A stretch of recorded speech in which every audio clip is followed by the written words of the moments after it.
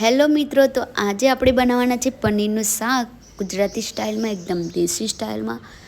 તો એન્ડ તક વિડીયોમાં બન્યા રહેજો. અને આપણે સૌથી પહેલાં તેલ ગરમ મૂકીને એમાં પનીરનું શાક નાખી દેવાનું છે. પીસ કરેલા એને તળી લઈશું આપણે. આછા બ્રાઉન કલરના થાય ત્યાં સુધી તળી લઈએ આપણે. અને તળ્યા પછી આપણે એને એક બાઉલમાં કાઢી લઈશું. અને જો આપણે તળાઈ ગયા છે એટલે કાઢી લઈએ. અને એના એ જ તેલમાં પછી આપણે ડુંગળી સાંતળી લઈશું. તો ફ્રેન્ડ્સ, જોઈ શકો છો તમે, મસ્ત આછા બ્રાઉન કલરના પનીર થઈ ગયું છે. અને બધું પનીર કાઢી લીધા પછી આના ઉકાળવાથી આમ ટેસ્ટ સારો આવે પનીરનો. અને હવે આપણે ડુંગળી સાંતળી લઈએ. તો ડુંગળી સાંતળી દઈએ એના એ જ તેલમાં. તો ડુંગળી નાખી દીધી છે આપણે. ડુંગળી નાખ્યા પછી આછા બ્રાઉન કલરની સતરાઈ જાય ત્યાં સુધીને આપણે મસાલો રેડી કરી દઈએ. તો મસાલોમાં 2 ચમચી આપણે મરચું, અને જેવું તીખું તમે ખાતા હોય એ પ્રમાણે મરચું લઈ શકો છો. ધાણા જીરું પાવડર અને હળદર થોડી, પછી તજ લવિંગ મરિયાનો ગરમ મસાલો. તો આ છે ગરમ મસાલો. એ બધું મિક્સ કરી દેવાનું આપણે એક ડીશમાં. અને ત્યાં સુધીની ડુંગળી આછા બ્રાઉન કલરની થાય ત્યાં સુધીને આપણે એને શેકી લેવાની. અને જોઈ શકો છો તમે, ડુંગળી આછા બ્રાઉન કલરની થવા આવી છે. અને એમાં પછી નેક્સ્ટ આપણે નાખીશું આદુ મરચાં લસણની પેસ્ટ. તો આદુ લસણ ખાયણીમાં આપણે વાટી લીધું છે, તો આપણે એ નાખી દઈશું હવે. તો નાખી દઈએ અને હવે તો જુઓ બ્રાઉન કલરની ડુંગળી થઈ ગઈ છે. હવે આપણે આદુ લસણ નાખી દઈએ. તો એને આપણે સારી રીતે ધીમા ગેસે શેકવાનું છે. બહુ વધારે ગેસથી નથી શેકવાનું, નહીં તો એ વહેલું બળી જશે ને સ્વાદ સારો નહીં આવે. એટલે એકદમ સ્લો મીડિયમ ફ્લેમ પર આપણે આ બધું સાંતળી લઈશું, તો એનો રંગ, ફ્લેવર ને સ્વાદ બધુંય સારું આવે. અને હવે જો સિંગદાણાનો ભૂક્કો આપણે નાખી દઈએ તો એનાથી મસ્ત ટેસ્ટ આવે સિંગદાણાના ભૂક્કાથી. તો આપણે સિંગદાણાનો ભૂક્કો નાખી દીધો છે. એને આપણે ધીમા ગેસે શેકવાનો હોય, બહુ ફાસ્ટ ફ્લેમે નહીં શેકવાનો. તો ફ્રેન્ડ્સ, નાખી દીધું છે. અને હવે એને આપણે સાંતળી દઈએ સરસ આછા ગુલાબી રંગનું થાય ત્યાં સુધી. તો જો આપણા સિંગદાણાને બધું શેકાય છે.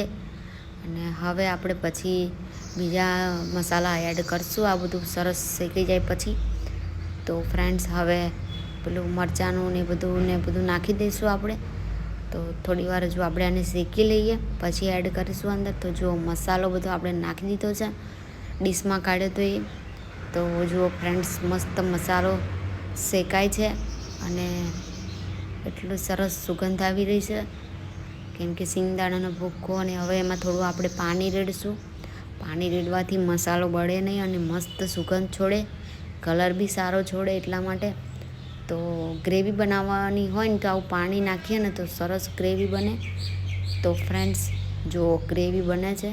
હજી એમાં ટામેટાં અને કેપ્સિકમ બધું નાખી દઈએ આપણે. તો જો ફ્રેન્ડ્સ, નાખી દીધું છે.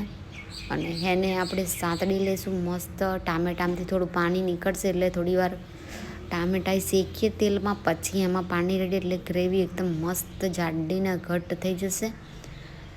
તો ફ્રેન્ડ્સ, જોઈ શકો છો તમે કેટલો સરસ કલર ને તેલ પણ ટામેટાએ છોડી દીધું છે ગ્રેવીમાં.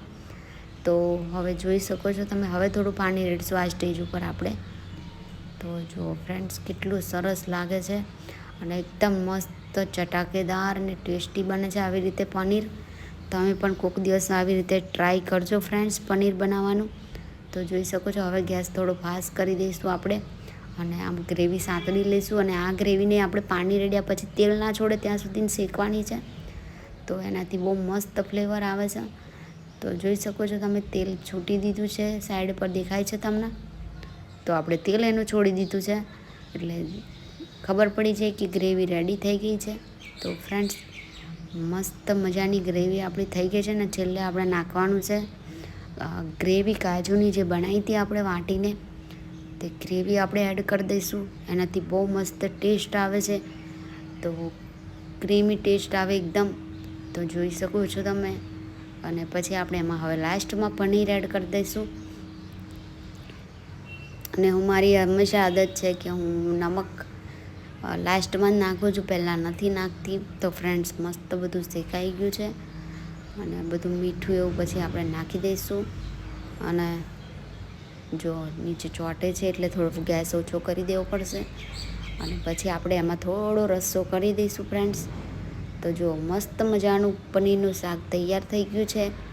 જોઈ શકો છો તમે કેટલું સરસ દેખાઈ રહ્યું છે. તો ફ્રેન્ડ્સ છેલ્લે આપણે પેલો કિચન કિંગ મસાલો વસંતનો નાખી દઈશું અને આનાથી ડબલ ટેસ્ટ આવી જશે. તો ફ્રેન્ડ્સ આ મસાલો આપણે નાખી દઈએ. અને જો આ વિડીયો ગમ્યો હોય તો મારી ચેનલને સબસ્ક્રાઈબ કરી નાખજો ફ્રેન્ડ, અને વિડીયોને લાઈક કરજો. આ અમારી દેશી સ્ટાઇલ રેસીપી હતી એકદમ. અને ફરી કહેશો તો આપણે બીજું પણ તમારા એમાં ચૂલા પર બનાવીશું, પણ તો કમેન્ટ કરવી દેજો ફ્રેન્ડ્સ. તો વિડીયો ગમ્યો હોય તો ચેનલને સબસ્ક્રાઈબ કરી નાખજો અને મળીએ નવા વ્લોગ્સ